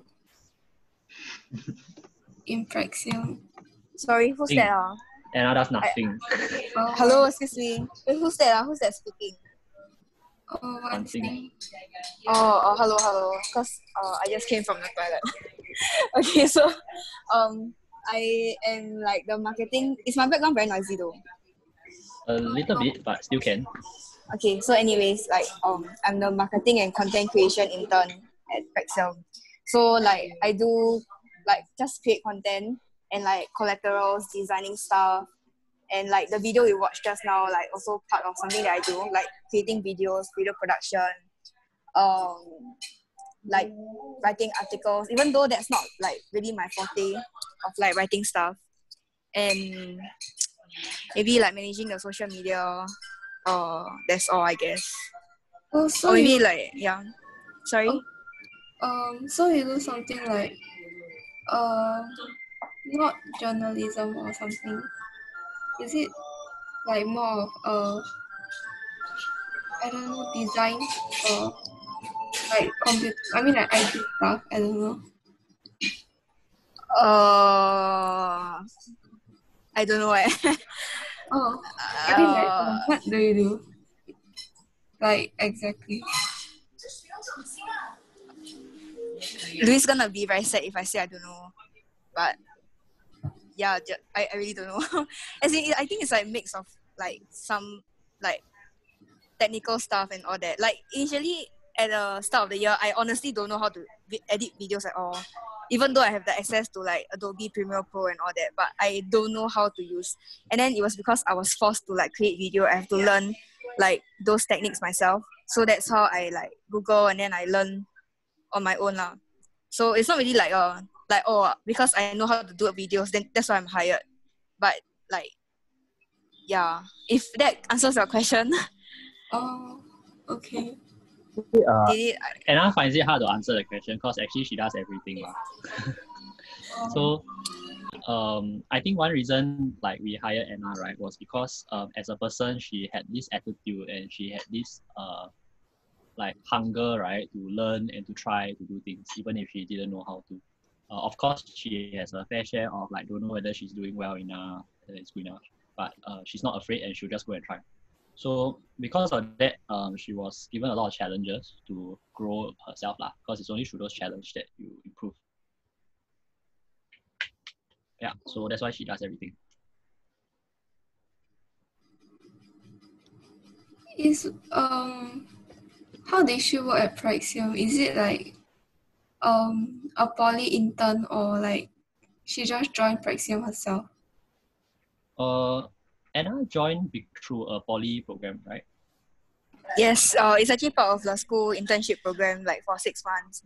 Then like, okay, actually right, I'm just gonna be honest here. Like my initial like dream intern, right, was actually like TSL, like the smart local. Yeah. And then like I chanced upon Praxium, like because it was one of the offered organizations by the school lah. Because I think previously, like in the previous years, Praxium has been like one of the organizations that offer internship to our course also. So like I'm from business and social enterprise from like Ngee Ann Poly. So I think because like Praxis is a social enterprise, that's why it's like somehow affiliated. And then yeah, so I kind of like just want to try out like a startup rather than a big like stable company. And then during the interview it was very like eye-opening with Luis and Nabila, but Nabila's not here like right now. Yeah, and it made me just like even more like want to join. Yeah, you want to join Praxis also, is it? I just curious about what you I mean whether this is your poly intern or like how you get to know about it. Yeah. Actually, like internships, right? There isn't like a rule to it. So like Shafiq is a damn random dude, right? He just randomly apply for internship, and then it's not like part of school or anything. He just it's like found us and thought it was interesting, and he just applied. Then he got it lah, cause he showed that he was really interested in the work. He was able to contribute and stuff like that. So maybe if you ever are looking for internships, whether it's like with Praxium or anywhere else, don't feel like you have to limit yourself, right? By saying like, oh, must I be in this poly course? Must there be an opening and stuff? You can try to just apply and then see what they say lah. Then if maybe cannot get in, right? Maybe you say, hey, maybe I can volunteer, maybe I can do something else. Because we talk about internship, it's really about learning. And if you volunteer, you also get to learn a lot. Yeah. Just want to say that I feel very honored because it's the first time someone showed interest in like the things that I do. Oh. Maybe because you famous already, ma. Just so you all know, right? Anna was actually featured on Skate because she was like playing guitar and ukulele, and she had like a live audience watching. So that was really cool.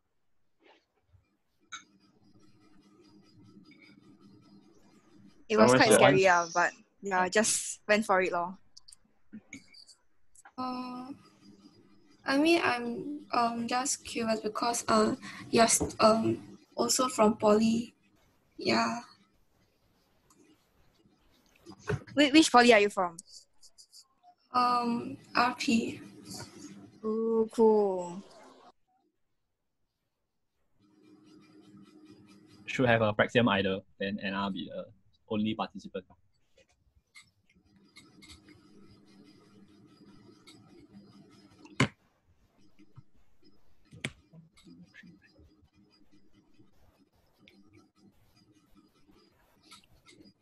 Hey, since you are here, right? I figure one nice way to just close the session is we play a game together lah. Cause so far like all the stuff that we've been doing is all work one.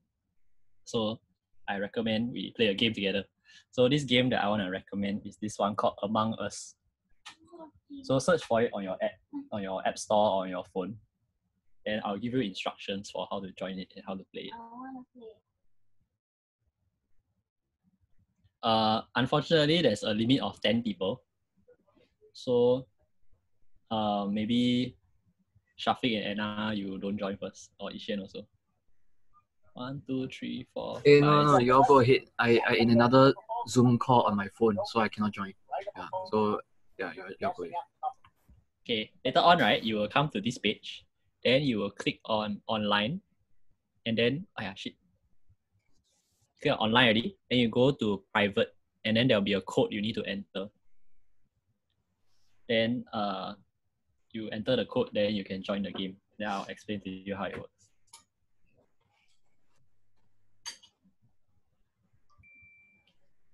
Okay, would love to join your game, but like I want to watch my 9 p.m. Channel 8 drama. So sure. It's okay. Yeah, but anyways, good job guys for like doing the project and all that. Hope you guys like the video and the session. Okay, bye. Bye. So the code is RMZW. What app is this? It's called Among Us. Oh, okay. Search for it on the App Store, download, then we can play one game together, or a few games. Probably we'll want to play more than one game.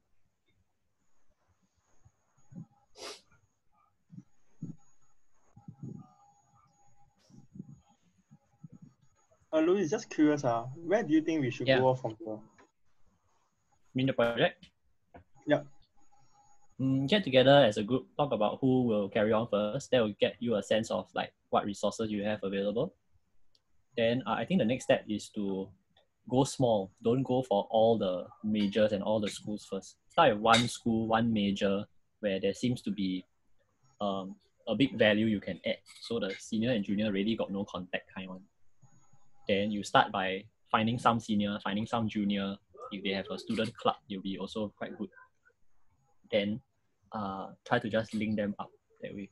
You actually don't need to start with the app per se. You can actually manually go and do it.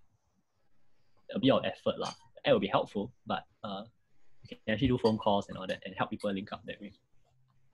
But if you have the app and you want to use it, also can, because actually you can just switch up the content in the Google Sheets and you should be able to get an app that kind of works.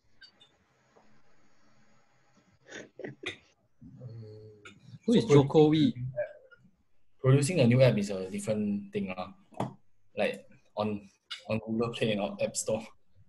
It's possible to convert, but you take a bit more time and effort. It's me and Joko Wee. Okay. Okay, Shafiq is not alien, I guess. Who do you want? Terrence, you joining?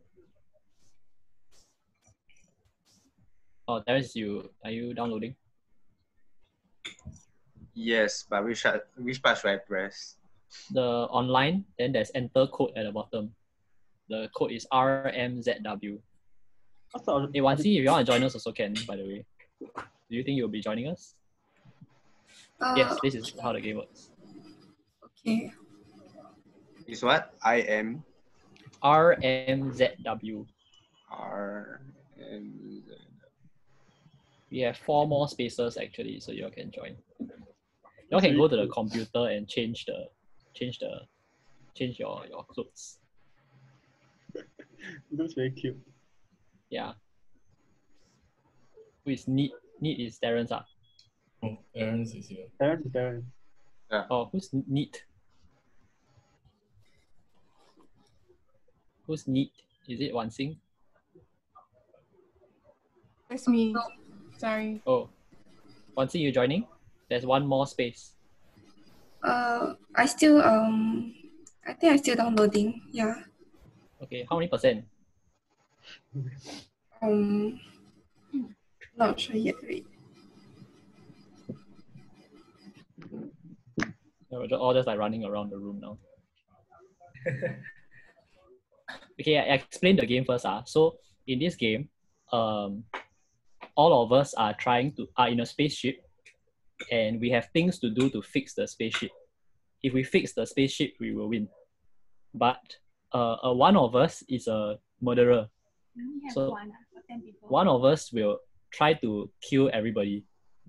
And along the way, if we think we know who the murderer is, we can actually try to report the murderer or try to vote the murderer out. So you can kick the murderer out of the spaceship. But you can also kick the wrong person out, then you help the murderer. So one of you will be the murderer. So as a rule, right, and we are doing this through Zoom, it's more fun this way. You can talk, but don't tell people if you die. So pretend like you're still playing, because normally you will only find out someone died if you saw the dead body. The dead body would look like half a body with a bone coming out from it. So if you die, don't say who's the killer and all that . Okay.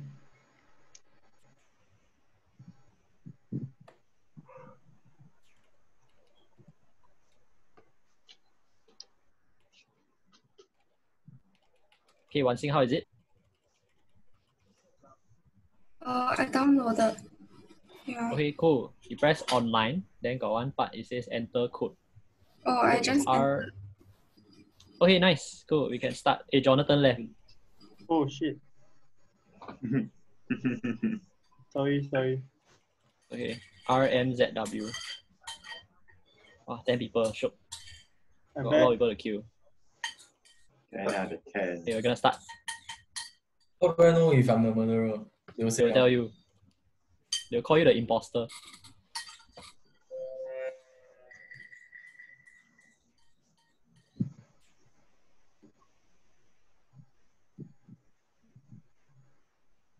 Oh, are we supposed to do the task now? Yeah. Swipe. Right. Huh? You're supposed to find, is it? Yeah, you're supposed to find the place and then do the task at the place. Emergency is kick someone out, is it? Emergency is you can call for a vote. Then you can vote someone out. The person out. If you see a dead body, you can press the report button.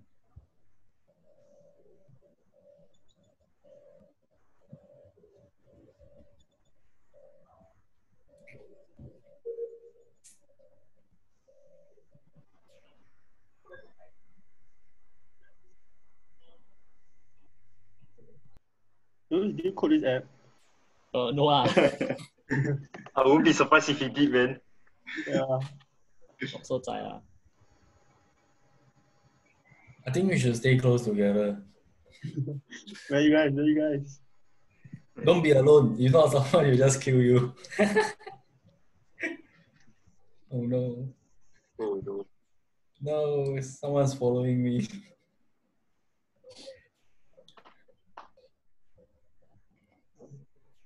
Good. Oh. Oh, it's dead body. Oh no. Okay, the alive people can discuss lah, can talk about it. Wait, who reported the body? Wait. Oh wait. Who Vicky reported? got killed, Jokowi. right? Yeah, got killed. Joel reported. The orange guy reported it. I don't know. What? Huh? Who reported the body? Me, I reported. Oh, Jonathan reported. Oops. Okay, you tap on the person's name, then you press a tick, then you get to vote on them to kick How them come I out. cannot see my vote? You need to press Oh, some. wait, oh, okay, never mind, never mind. After you vote, then you cannot. Jonathan, who's the murderer? Huh? Maybe it's Jonathan. You reported it, right? So you should know Yeah. who it is. Can I say? If you know lah. It's Niet. Oh, okay. Oh my. Oh, I guess it's, you're gonna get kicked out. Huh? No. It's not like this. Bro, what?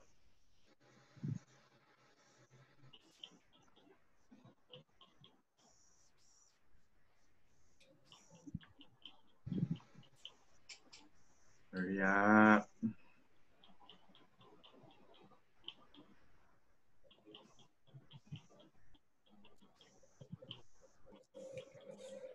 I'm gonna just stay with people. Am I the only one doing all the tasks? I do all my tasks already. I'm done. Oh, everyone's task is different, is it? Yeah. Oh, che. Hey, Louis, stop following me, eh? I don't want to die.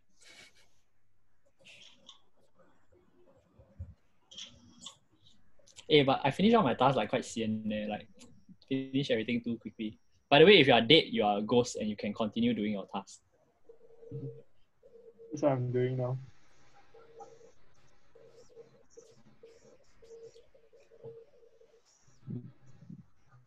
Never power to upper energy. Wait, where's that spot? Okay.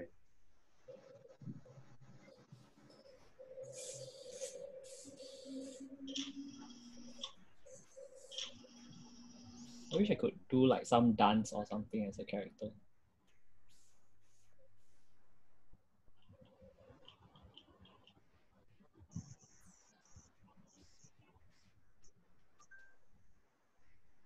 Do I follow the arrow? I don't know. I think the arrow is like you do something halfway, then they show you where the next part is. No.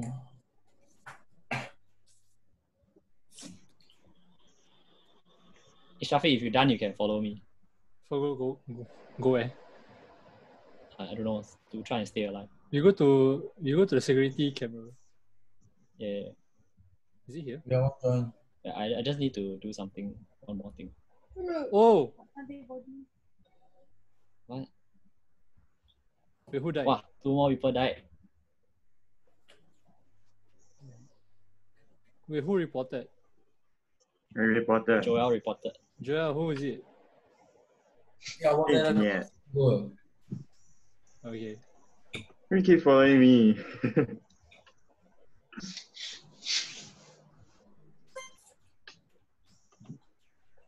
Nia is who again? Yishen. No, Isian is Isian. Oh! Yeah. Yeah, we did it. Thank you guys. Okay, what is it? Okay, good job. Okay, hey, we make it a bit more fun. I'm gonna make a new game, and then this time we got 2 imposter. Okay. Advertisement. Okay, the code is XLUD. Okay, after this game, I gonna go eat dinner already. Yep, sure. I also want to eat. But last game. That's what I always say also last game. And then you never sleep. It never happens.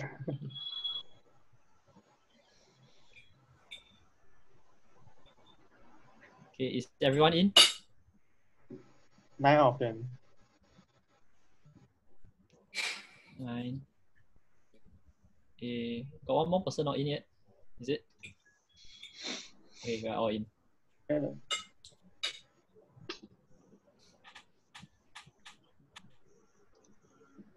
Got 2 imposter by the way.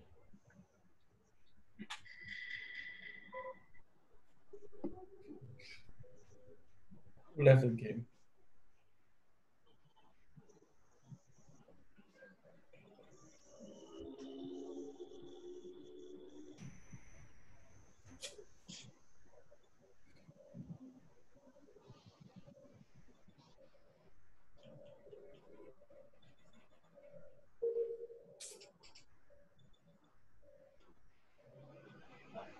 So fast.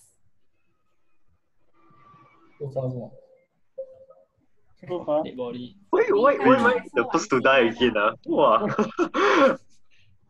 it because you need to eat? Oh, probably. I saw one scene.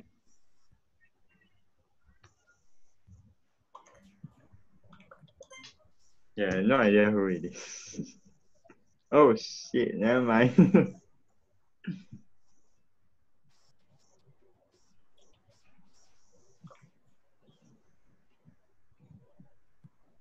Darren. Hey, Terrence, you gotta vote. You decide already or not?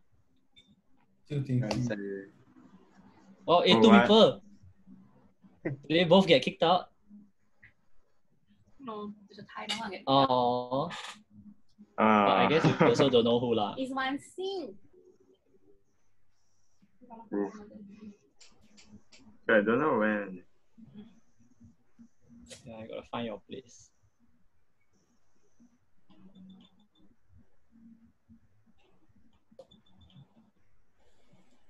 Dude, where's my mission? What? Hook up. What's going on? I call for emergency. Why you call for I emergency? want to vote one scene out. Why you so bad? Anyway, Scanner is my wife, so she's playing beside me. Oh, hello. She says she really want to vote one thing out. I feel like this is a move of an imposter. Try to sow discord.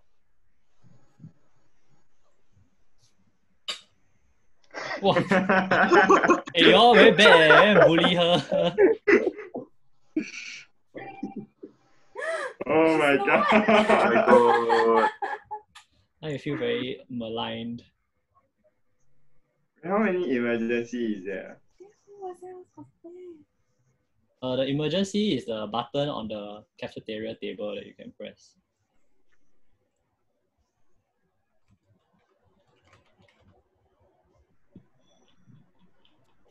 Dude, where are my missions? I cannot find.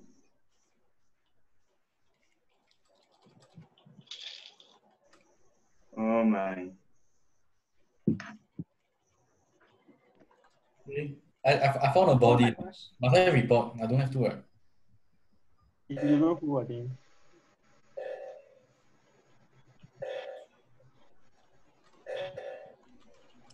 Oh, hey, the emergency is important. You gotta go and fix it. If not, we all die. Oxygen depleted.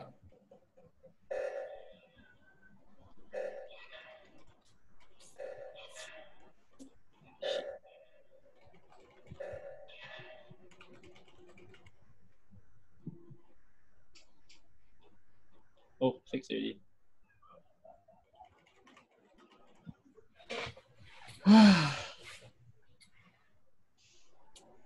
There's only so many people I'm left. going to vote Terrence because he ran out when the oxygen was supposed to be fixed. Oh, you all heard that?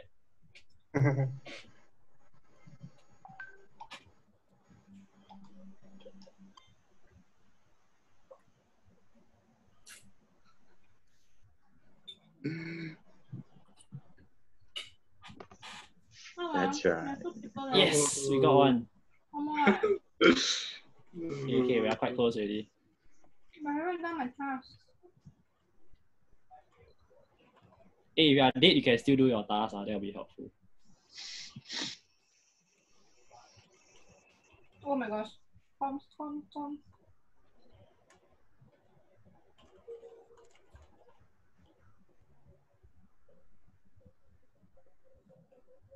Xian is trying to kill me. No. Yeah. Eh? Eh? Lama, kena cut. Who was it? It was me. I knew it. Wait, what? Wait, so imposter one. Or what? No, Wait, what? yeah. Because all the tasks finished already. Cause I got kicked out, so my connection kena broken. Yeah. Win by default. Win by fate. But yeah, I was an imposter. Then I purposely vote Terrence because everybody gonna vote him already. So I better not review myself. Okay, but otherwise it was fun, guys. We'll continue to hang out. We do have like more like events and stuff like that we run lah. So actually, normally on Friday nights, right, we have this other event called Learning Day, where people come and they learn from each other. So like Li Wei, for example, he like will regularly come and then he'll teach about engineering and like computer science, how to hack shit, that kind of stuff lah. So it's a free event to like learn about stuff and network with people also. So that's something we do almost every week. We skip this week for the showcase lah. Yeah. Then otherwise, I think there are all the other stuff lah. Like if you follow us, you should see lah. There's like all the Tuesday night like Zoom calls. There's like Thursday night IG live kind of stuff. So otherwise, I mean, if you ever want to hang out, feel free to just chit chat also lah. And I think we will definitely have a follow up, talk about what's next for the project. Yeah. Okay. And otherwise, good night, guys. All gotta eat. yeah, thanks, guys. Thank you. Bye. Bye. Bye. Sorry, can you can I know more about the 800 word essay? Okay, so that one is part of like that mentorship program selection, right? So the goal here is that we really want to match people up with mentors who are working in different fields that you might be interested in to learn about how you grow yourself, pick up your skills, and grow your network and all that lah.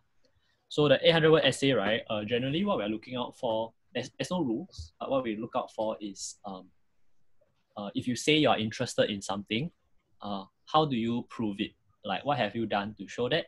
Or if not, what made you interested in it? So there isn't a fixed template or format you need to follow. There's no formula.